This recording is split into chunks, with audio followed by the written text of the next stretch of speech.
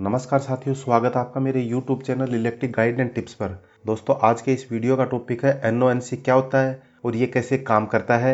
Electrical system में NONC की ज़रूरत कहाँ पड़ती है। अगर आप इस वीडियो को शुरू से लास्ट तक पूरा देखेंगे तो आपको NONC से रिलेटेड सारे डाउट क्लियर हो जाएंगे। अगर आपने अभी अभी इलेक्ट्रिकल फील्ड में काम करना शुरू किया है और इलेक्ट्रिकल पैनल की वायरिंग सीखना और समझना चाहते हो तो NONC का पता होना बहुत ज़रूरी है। दोस्तों, वैसे तो आप सब लोग जानते ही हो कि हमारी इंडस्ट्री में NONC का कितना महत्व होता है। अगर आप इंडस्ट्रियल जॉब के लिए इंटरव्यू देने जा रहे हो तो वहां पर आपसे NONC के बारे में एक दो क्वेश्चन जरूर पूछे जा सकते हैं। जैसे कि कोई सर्किट डायग्राम बनाना हो तो वहां पर NONC का क्या काम होता है, मोटर चलाने के लिए जो स्टार्टर यूज किए जाते हैं वहां पे NONC कैसे काम करता है, या फिर किसी पैनल की ड्राइंग पढ़नी हो या फिर पैनल में कोई फॉल्ट फाइंड आउट करना हो तो वहां पर हमें NONC की ज़रूरत पड़ती है। दोस्तों, अगर आप NONC को समझ गए तो इलेक्ट्रिकल पैनल में बड़ी ही आसानी से वायरिंग कर सकते हो। तो चलिए दोस्तों, सबसे पहले हम स्टार्ट करते हैं कि NONC क्या होता है। ये जो NONC का हम बार बार में जिक्र कर रहे हैं, ये हमारे किसी भी सर्किट की ओपन और क्लोज कंडीशन को बताता है। दोस्तों, जो NO होता है उसकी फुल फॉर्म होती है नॉर्मली ओपन और NC की फुल फॉर्म होती है नॉर्मली क्लोज। अब वीडियो में आगे बढ़ने से पहले हम ये क्लियर कर लेते हैं कि नॉर्मली ओपन और नॉर्मली क्लोज किसे कहते हैं। दोस्तों, जब कोई इक्विपमेंट नॉर्मल पोजीशन पर होता है तो उस कंडीशन में वो ओपन रहता है, यानी कि उस इक्विपमेंट में कोई पावर सप्लाई नहीं पहुंच रही है। अगर आप इसको ड्राइंग में देखोगे तो इसका सिंबल कुछ इस तरह से मिलेगा।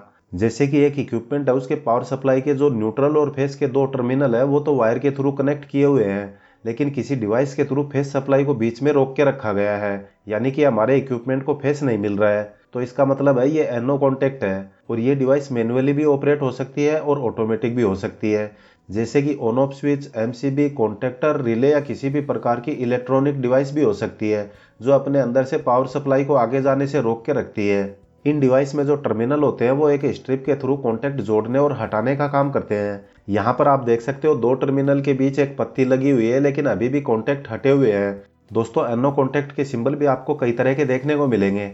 अलग अलग ड्राइंग में अलग अलग स्टैंडर्ड को फॉलो करके ये सिंबल यूज किए जाते हैं, इसलिए इनमें से जो भी सिंबल आपको देखने को मिले तो आप समझिए वो NO कॉन्टेक्ट का सिंबल है। अब नेक्स्ट में आता है NC। NC की फुल फॉर्म नॉर्मली क्लोज होती है। नॉर्मल पोजीशन पर हमारे इक्विपमेंट के टर्मिनल से हमने फेस और न्यूट्रल वायर जोड़ रखा है और यहाँ पर हमारे इक्विपमेंट को डायरेक्ट फेस और न्यूट्रल सप्लाई मिल रही है, तो उस कंडीशन में ये सर्किट जो है वो NC होता है। NC का मतलब नॉर्मल सर्किट है, वो नॉर्मल पोजीशन पर क्लोज है। अगर आप एग्जांपल देखें तो स्टार्टर में लगे रेड कलर का स्टॉप पुश बटन होता है वो NC कॉन्टेक्ट होता है और इसके दोनों टर्मिनल स्ट्रिप के थ्रू कनेक्ट रहते हैं। जब हम इसके एक टर्मिनल से पावर देते हैं और वो पावर हमें दूसरे टर्मिनल से मिल जाता है तो इसका मतलब ये जो कॉन्टेक्ट है वो NC कॉन्टेक्ट है, यानी कि नॉर्मल पोजीशन पर ये NC है। यानी कि पुश बटन को दबाएंगे तो इसकी नॉर्मल पोजीशन NC नहीं रहेगी, उस कंडीशन में इसके कॉन्टेक्ट चेंज हो जाएंगे और NC से NO बन जाएगा। जब आप NC कॉन्टेक्ट के सिंबल देखोगे तो इसके दोनों कॉन्टेक्ट आपस में टच किए हुए मिलेंगे। इस तरह के सिंबल आपको अगर कहीं भी देखने को मिले तो वो NC कॉन्टेक्ट होगा। तो दोस्तों, यहाँ तक आप NONC की फुल फॉर्म और इनके सिंबल को समझ गए होंगे। अब हम ये देख लेते हैं कि NONC काम कैसे करता है। दोस्तों, NONC को समझने के लिए आपको इसका लॉजिक पता होना चाहिए, तभी आप इलेक्ट्रिकल के बड़े बड़े पैनल में काम कर पाओगे।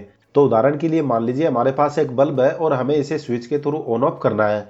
तो बल्ब को हम 220 वोल्टेज की सप्लाई देंगे, न्यूट्रल को हम डायरेक्टली बल्ब में दे देंगे और जो फेस वायर है उसको एक स्विच के थ्रू बल्ब में देंगे। 220 वोल्टेज की सप्लाई जोड़ने के बाद हमने जो फेस वायर के बीच में स्विच लगा रखा है, मान लीजिए वो ऑफ कंडीशन में है, तो ये अभी नॉर्मल पोजीशन पर है, यानी कि ऑफ कंडीशन में है। तो ये जो कॉन्टेक्ट है वो अभी NO कॉन्टेक्ट है, क्योंकि ये नॉर्मल पोजीशन पर ओपन है। तो इसका मतलब क्या हुआ कि हमारा कॉन्टेक्ट नॉर्मली पोजीशन में ओपन है। जब हम बटन को दबाएंगे तो ये NC बन जाएगा, फिर इसकी नॉर्मल पोजीशन NO नहीं रहेगी, ये एक्टिव पोजीशन NC में बदल जाएगा। दोस्तों, इस तरह से ये दोनों टर्मिनल मिल जाएंगे तो ये सर्किट क्लोज हो जाएगा और ये बल्ब ऑन हो जाएगा।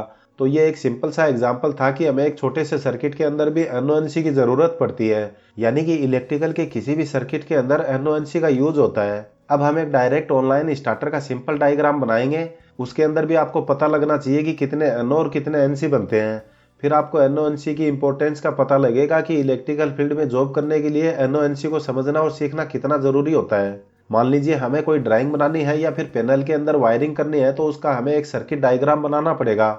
एग्जाम्पल के लिए हम एक डायरेक्ट ऑनलाइन स्टार्टर ही बना लेते हैं। अगर डायरेक्ट ऑनलाइन स्टार्टर से ऊपर का कोई स्टार्टर बनाते हो तो उसके अंदर आपको बहुत सारे NONC की जरूरत पड़ेगी। तो सबसे पहले हम क्या करेंगे कि यहाँ पर हम एक फेस वायर लेंगे और फेस वायर को एमसीबी में दे देंगे। फिर एमसीबी के बाद ओवरलोड रिले लगाएंगे और फेस वायर ओवरलोड रिले में चला जाएगा। उसके बाद एक स्टॉप बटन लगाएंगे और स्टॉप बटन से होते हुए फेस वायर स्टार्ट बटन में चला जाएगा। फिर स्टार्ट बटन से फेस सप्लाई कॉन्टेक्टर के अंदर चली जाएगी और नीचे से कॉन्टेक्टर की दूसरी कॉइल में हम न्यूट्रल को डायरेक्टली दे देंगे। फिर स्टार्टर को होल्ड करने के लिए स्टार्ट बटन पर एक होल्डिंग पॉइंट रख देंगे। तो अभी आप यहाँ पर देख सकते हो इसके अंदर कितने एनओ और कितने एनसी बन गए हैं। यहाँ पर हमने कोई इंडिकेटर या इंटरलॉकिंग सिस्टम नहीं किया है, जस्ट एक सिंपल सा कॉन्टेक्टर को ऑन रखने के लिए ये सिस्टम बनाया है। तो यहाँ पर अगर आप देखेंगे तो ये एक एमसीबी है, लेकिन ये अभी ओपन पोजीशन पर है, यानी कि नॉर्मल पोजीशन पर ये ओपन है। दोस्तों जब हमारी एमसीबी नीचे की साइड में होती है तो ये ऑफ कंडीशन में होती है, तो उस कंडीशन में ये नॉर्मली ओपन होती है। तो यहाँ पर हमने एक एनओ यूज किया है। इसके बाद जो ओवरलोड रिले है वो एनसी कॉन्टेक्ट होती है, और जब सर्किट में ओवरलोड की कंडीशन होगी तो ओवरलोड रिले ट्रिप होने के बाद नॉर्मली ओपन पोजीशन में आ जाएगी। तो दोस्तों सबसे पहले सप्लाई एमसीबी में आएगी, एमसीबी से ओएलआर में चली जाएगी। इसके बाद ओएलआर से सप्लाई स्टॉप बटन में आएगी। स्टॉप बटन के अंदर एनसी कॉन्टेक्ट होता है, इसलिए सप्लाई को आगे फॉरवर्ड कर देता है। फिर ये सप्लाई स्टार्ट बटन के अंदर आएगी, लेकिन अभी जो स्टार्ट बटन है वो एनओ है, इसलिए सप्लाई को आगे नहीं भेजेगा और सप्लाई यहीं पर रुक जाएगी। जब हम इस स्टार्ट बटन को दबाएंगे तब सप्लाई आगे जाएगी और फिर कॉन्टेक्टर ऑन हो जाएगा। तो स्टार्ट बटन पहले एनओ था वो अब एनसी हो जाएगा, मतलब ये जो नॉर्मली ओपन रहता है जब हम इसको दबाएंगे तब ये नॉर्मली क्लोज हो जाएगा। सेम इसी तरह ओवरलोड रिले एनसी होती है और जब ये ट्रिप हो जाएगी तो ये एनओ बन जाएगी, और इसी तरह जब हम एमसीबी को ऑन करेंगे तो एमसीबी एनओ से एनसी बन जाएगी। तो दोस्तों इस छोटे से सर्किट के अंदर आप देख सकते हो कि कितने सारे एनओ एनसी यूज में लिए गए हैं। इस डायग्राम के थ्रू आप समझ सकते हैं कि पैनल में हम किस तरह से एनओ एनसी को यूज करते हैं। तो दोस्तों ये एक छोटा सा एग्जाम्पल था। इस वीडियो में आपने देखा एनओ और एनसी क्या होता है, ये किस तरह से काम करता है। अगर आपको वीडियो में बताई जानकारी पसंद आई तो वीडियो को लाइक करें। अगर आप इलेक्ट्रिकल से जुड़े और भी वीडियो देखना चाहते हो तो हमारे चैनल को सब्सक्राइब जरूर करें। मिलते हैं अगले वीडियो में एक नए टॉपिक के साथ। वीडियो पूरा देखने के लिए धन्यवाद।